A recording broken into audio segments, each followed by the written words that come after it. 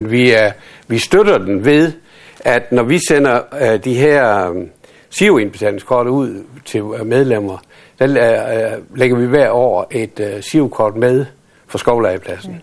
Og Kamper taler jeg ofte med omkring det der. Han siger i hvert fald, at det afføder rigtig mange indbetalinger til skovlegepladsen. Og vi anbefaler det og støtter det ellers meget. Altså, vi er meget glade ved det. Ja, fordi det er jo et godt tilbud til mange familier. Det er super. Vi er, med vores 6 børnebørn her, er vi jo derude hver gang, de er herovre. Ja, det er jo altid. Det er altid. Det er det. Men jeres grundlag for, hvad kan jeres ønsker være for fremtiden? Fordi I har jo gang i meget. Jamen altså, det er jo nok, at man... altså, vi er noget betænkelige ved, kan vi godt sige, ved stranden. Ja. Altså, at den klitdannelse, der sker på stranden. Vi i bestyrelsen har vi i hvert fald den opfattelse, at vi er noget betænkelige ved, at vi får de sumparealer inde bag ved de nye klitter. Og har flere gange talt med kommunen om at man i hvert fald lige her, hvor det er det store tryk på som badestrand, kunne gøre lidt, men det vil man altså. Men det er et sted, hvor vi ikke er enige med Fanø Kommune. Ja. Men altså, vil det sige, hvis de bliver ved med at vokse, de klitter? Ja, men altså, vi ser jo de steder, og det har man også set på Rømø, at det bliver sådan noget sort sumpsand inde bagved, og det vil for os at se medvirke til en kvalitetssænkning af den ellers fine, hvide Fanø Strand.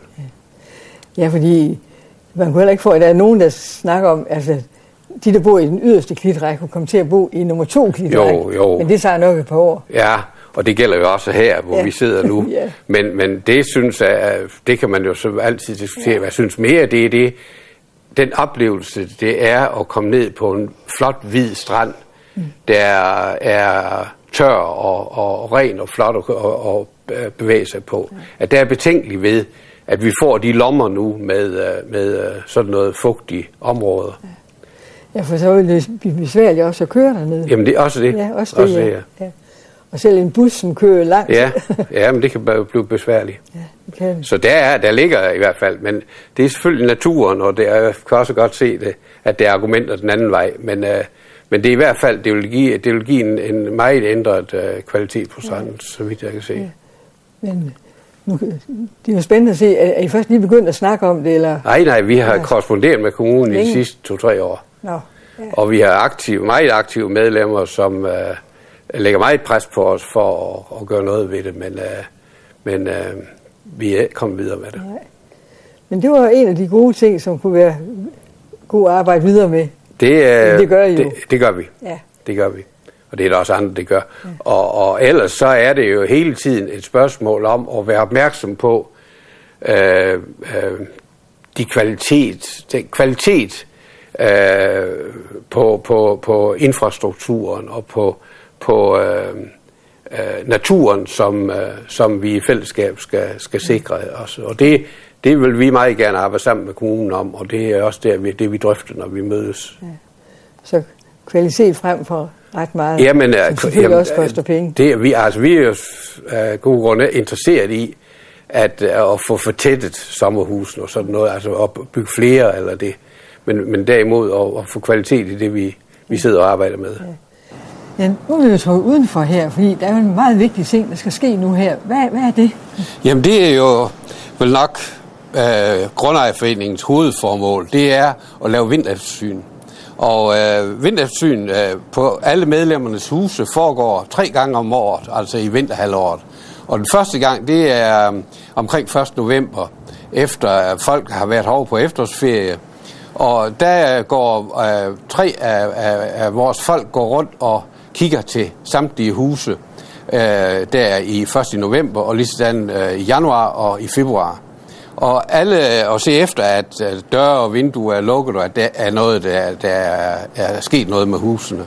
Og alle medlemmer får så en mail på, at husene er i orden. Og hvis der skulle være sket noget, og det er der altid et eller andet, eller nogle få stykker, så får de direkte en telefonopringning fra foreningens tilsynsmænd der. Og det er en service, som virkelig medlemmerne er virkelig glade ved. Ja, det kan jeg godt forstå. Fordi... Ja, det giver, hvis man bor på Sjælland eller i udlandet eller langt fra Fanø, så er det jo en stor betryggelse at vide, at ejendommen er i orden. Ja, fordi det kan være noget med et vindue. Det kan være det kan også være vand.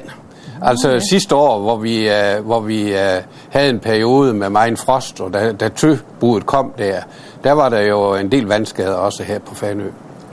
Så det er en rigtig god ting. Det er en af hovedopgaverne for foreningen. Og det vil så sige, at hvis I ringer, eller skriver til ejeren af det hus, ja, der er noget galt med jeres vindue. Ja. Og heldigvis altså ud af de der 1080 medlemmer, der har vi mailadresse på de 900. Og derfor er det nemt at klare det her efterhånden, og har jeg også billiggjort det. Så det kan ikke være bedre. Så det vil sige, når vi kigger os her rundt omkring, så er det også... Ja, og jeg kan sige her på Havstien, der er alle huse er medlemmer. Så der er 100% tilslutning her til foreningen. Ja. Og det vil så sige, at der er nogle få, som ikke er medlemmer af sommerhus. Ja, det er der, men altså her på Havstien. Men altså, ud af altså, det er jo 1400 i området, og de små 1100 er medlemmer. Ja, det er flot. Ja, det er det. Ja. Jamen, vi kan kun sige god fornøjelse til dem, der skal ud og kigge efter. Ja, det kan godt være surt, hvis det er rigtig vinter og sne og så videre. Men de tager tørnen for os.